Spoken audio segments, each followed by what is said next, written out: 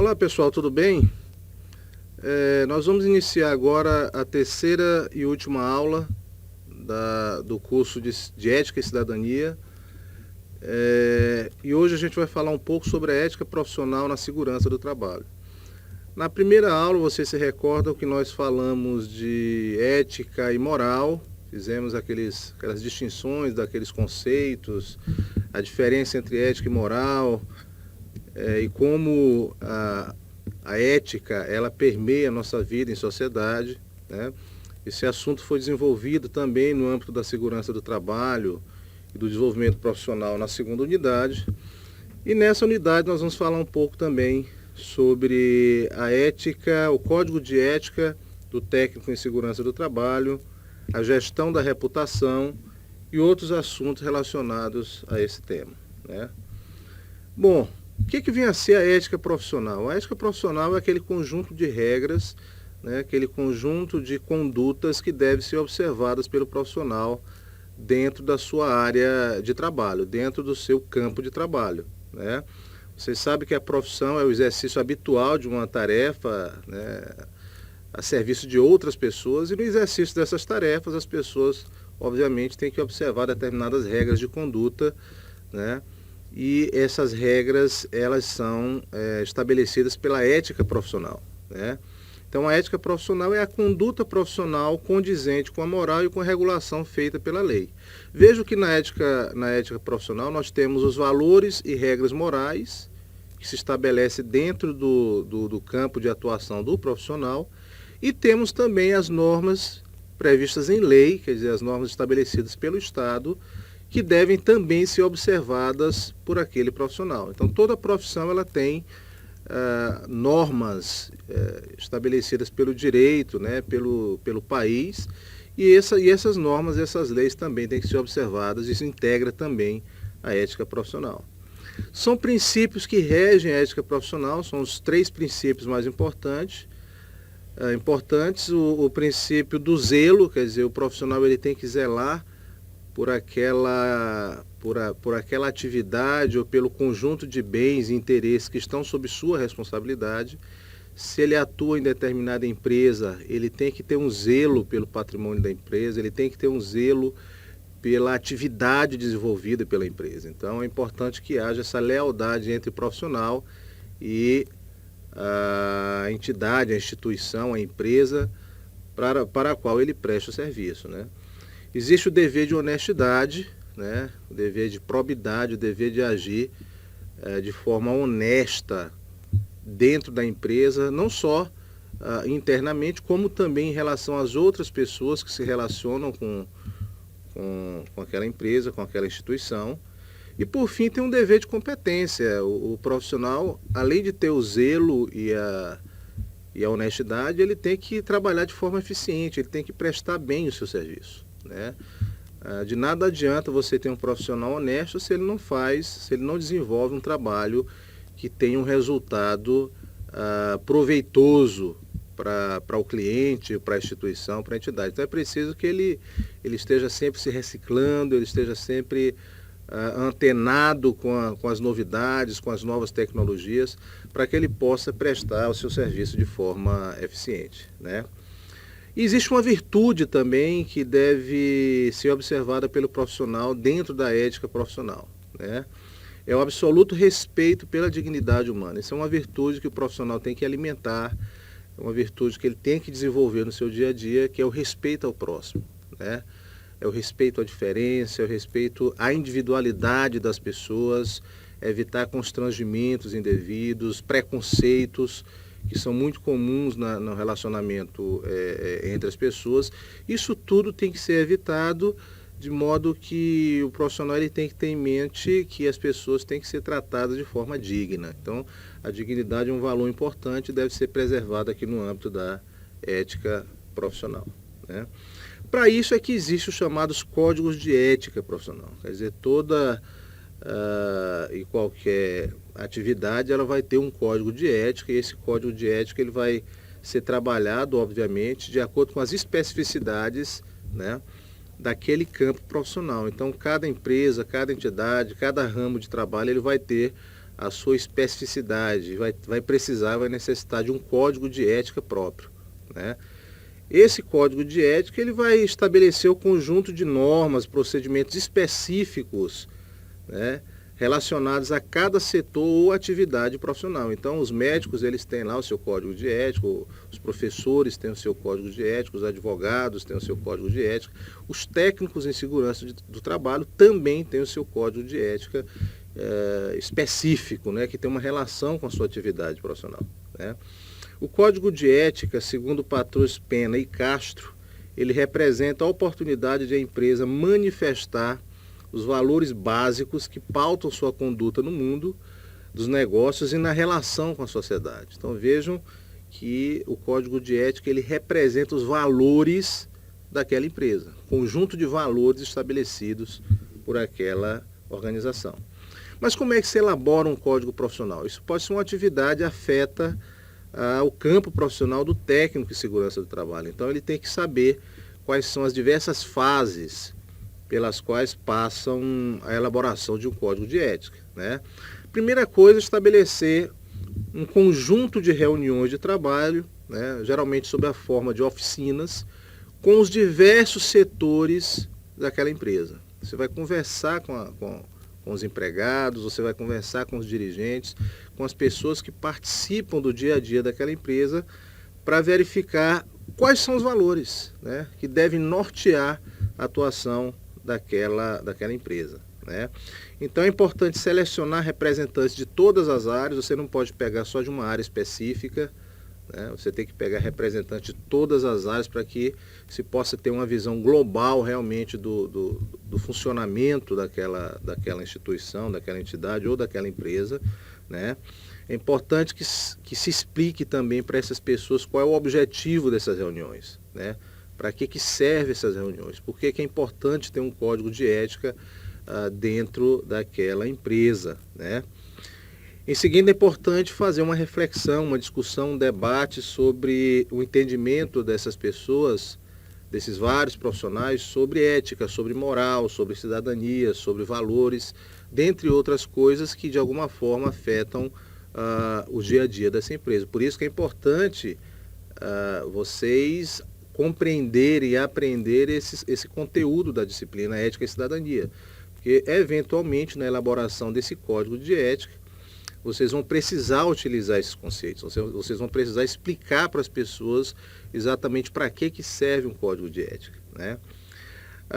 Na etapa seguinte, faz-se necessário levantar as situações vividas pelos participantes que exemplifiquem condutas éticas e antiéticas. Então, é importante levantar a atividade de cada uma dessas pessoas dentro da empresa, né, as ações dessas pessoas e buscar exemplos daquilo que é ético e daquilo que é antiético.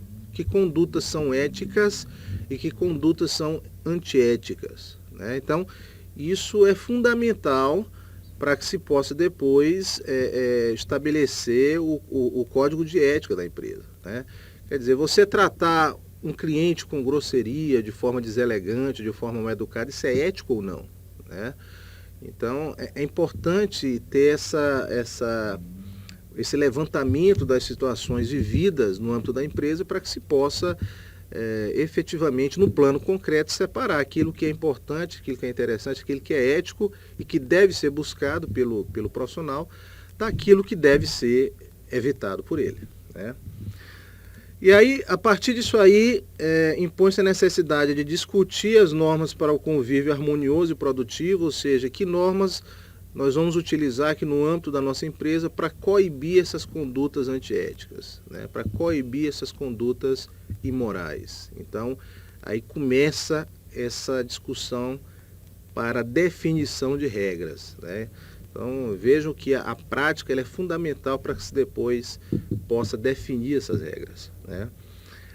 Um ponto importante também é que esse profissional que conduz a elaboração do código de ética, que ele conheça outros códigos de ética, de outras entidades, de outras empresas, né? Preferencialmente de empresas que atuem no mesmo setor, no mesmo tipo de atividade, porque ele vai ter uma afinidade maior em relação a esse texto e vai poder até, de alguma forma, ali coletar algumas informações, né, que podem ser utilizadas no seu código de ética próprio. Então é importante que ele conheça outros códigos de ética para que tenha um princípio, né, um início na elaboração desse texto, né. A etapa, penúltima etapa, na verdade, é a própria elaboração do texto do código de ética, feito por uma comissão ou por alguém designado para isso, né. E por fim, esse código de ética ele é apresentado para a direção da entidade, para a direção da empresa, para que possa validar o seu conteúdo, né? A partir do momento que ele é aprovado pela direção da empresa, ele entra em vigor e os profissionais que atuam naquela empresa passam a ter a obrigação de se conduzir segundo as regras daquele código, né? Bom, pessoal, superada essa questão do código de ética, vem um ponto que eu considero, né, importantíssimo também na vivência profissional, que é a questão da gestão da imagem, né, da reputação profissional. É importante que o profissional ele tenha essa consciência de que a sua imagem enquanto pessoa pode afetar a imagem da empresa, né? A sua conduta, a sua atuação fora da empresa, ela também pode afetar a imagem da empresa. Então é importante que esse profissional ele saiba preservar o seu nome profissional, ele saiba preservar a sua honra, né? Ele evite a prática de condutas externas que de alguma forma também possam prejudicar a empresa. Aqui eu não estou colocando a questão da privacidade. Eu acho que no âmbito privado, né, o profissional ele tem a sua vida pessoal, né, e deve ser resguardado por isso. A Constituição resguarda essa parte da vida privada, mas é importante que se tenha cuidado quando se vai praticar determinados atos públicos, né? Esses atos públicos eles podem afetar a imagem da empresa, né? Então é importante ter esse cuidado. A imagem das pessoas ela é protegida pela Constituição e pelas leis do país, como eu coloquei antes, né? A Constituição ela garante o direito de imagem às pessoas, tanto que para usar a imagem de qualquer pessoa é necessário que se tenha uma autorização dela. E se essa imagem for utilizada sem essa autorização, a pessoa que teve a sua imagem retratada, ela passa a ter direito a uma indenização. Então, existe uma proteção legal para o uso da imagem. O uso da imagem ele depende, portanto, da autorização do titular da imagem, daquele que vai ter sua imagem exposta, né? A empresa também ela usufrui desse direito. A imagem da empresa, as marcas da empresa, por exemplo, elas não podem também ser divulgadas sem autorização dessa empresa. E aqui vem um alerta para todos os profissionais, para todas as pessoas que têm uma atividade profissional, principalmente dentro da empresa também, né? Hoje em dia tem que se ter muito cuidado com a sua exposição nas redes sociais. Tem pessoas que não têm essa cautela, né? Colocam às vezes manifestações despropositadas, abusivas, né? Manifestações preconceituosas, por exemplo, racistas nas redes sociais e se esquece que podem estar sendo monitoradas, né? As redes sociais, segundo estudos recentes, elas são um dos lugares mais utilizados por empresas para captação de profissional, para avaliação de profissional. Às vezes o profissional deixa um currículo lá na empresa para ser contratado e ele não se dá conta que o que ele coloca nas redes sociais vai ser, de alguma forma, as empresas também vão ter acesso àquilo, vão poder avaliar se esse profissional ele é condizente com os valores morais, com o código de ética daquela empresa. E isso também vale para quem está dentro da empresa, né? O profissional que está dentro da empresa ele tem que ter cuidado com a sua exposição, a forma como ele se coloca. Por quê? Porque isso pode refletir negativamente para a entidade. Isso pode refletir negativamente para a empresa. Isso falo tanto para o setor público como também para o setor privado, né? Tanto que no âmbito da administração pública federal, por exemplo, existe uma lei, que é a Lei 9.610, que regulamenta exatamente isso, né? Quer dizer, como o servidor público ele deve se comportar na sua atuação pública. E as redes sociais nós sabemos que é uma forma de manifestação que as pessoas têm acesso, todas as pessoas têm acesso. Então é importante ter muito cuidado com essa atuação, com essa participação nas redes sociais, né? Tem que ter um comportamento realmente condizente com a sua imagem, com a sua boa imagem profissional. Bom, no âmbito da administração pública, a questão dos valores éticos, né, a questão dos valores morais, eles permeiam todos os setores dessa atividade. A gente sabe que uma empresa, ela tem vários níveis de atuação, né? Nós temos um nível mais alto, que é o nível de conceito, né, de planejamento da empresa. Nós temos um nível intermediário, que é o nível de gerência da empresa, o nível tático, e nós temos o nível executivo, que é o nível operacional. Todos esses níveis, eles têm que observar os valores éticos da empresa. Não é só aquele que trabalha na ponta que vai estar obrigado a isso, né? O executivo da empresa, o gerente da empresa, essas pessoas todas, elas têm que ter essa noção, essas habilidades humanas, digamos assim, para que a empresa se conduza de forma correta. E nesse sentido é importante também ter uma cautela com o processo de comunicação. O processo de comunicação ele é fundamental em qualquer lugar, né? Na nossa convivência social, na nossa vida em família, na nossa vida religiosa. E na empresa e na organização ele também é fundamental. Se você não tiver um bom processo de comunicação, as coisas não se processam, né? As ordens elas não são observadas de forma adequada. Então, tem que se ter cuidado com a comunicação, com aquilo que se manda por e-mail, com as ordens que são colocadas de forma verbal, elas têm que ser bem claras, elas têm que ser bem evidentes, com as comunicações que são feitas por escrito, elas também têm que ser bem objetivas, né? O receptor ele tem que saber decodificar corretamente aquela mensagem, porque se ele não souber, ele não vai saber executar aquela determinação de forma correta. Então hoje é muito comum os ruídos de comunicação, né? Eu até coloquei no slide aí duas situações em que bem-humoradas, né? Mas que demonstram exatamente esses ruídos, essa dificuldade e que lá no final, na entrega da prestação de serviços, vai se ter um problema, né? Vai se ter uma dificuldade na eficiência da atuação dessa empresa, né? Da mesma forma, é importante ter cuidado com a situação do assédio moral. Eu já coloquei isso em aulas anteriores, né? É importante denunciar esse tipo de prática de humilhação, de autoritarismo, né? Pressão ou ameaça que ocorram dentro da empresa dos superiores em relação aos inferiores. Isso tem que ser repudiado, isso tem que ser objeto realmente de denúncia para evitar que cause um estrago no funcionamento da empresa, né? Por isso que durante muitos anos se vem estudando essa questão do assédio moral, né? E sabe-se que as pessoas elas têm uma característica, uma qualidade que é resiliência. As pessoas elas conseguem de alguma forma enfrentar esse tipo de situação. Mas mesmo o profissional tendo uma resiliência, né? Ele sabendo suportar essa pressão, é importante que ele denuncie esse tipo de conduta que é prejudicial. Bom, para finalizar a nossa aula, a nossa última aula, eu queria só colocar um pouquinho aqui algumas questões relacionadas à ética na segurança do trabalho. Existe o profissional de técnico em segurança do trabalho, ele tem também o seu código de ética, né? E esse código de ética ele tem que ser observado, ele tem que ser lembrado todos os dias. Eu não vou entrar em detalhes, a gente não teria como analisar profundamente esse código de ética, que ele é muito amplo. Eu sugiro que vocês pesquisem isso na internet, procurem buscar essa informação, mas eu queria só colocar aqui alguns deveres que são importantes nessa profissão, né? Primeiro é respeitar a profissão, né? Você ter um respeito profissional, não praticar e nem permitir a prática de atos que comprometam a dignidade da profissão. Tem que exercer a profissão com zelo, com dignidade, com honestidade, evitar cometer injustiças no âmbito profissional, né?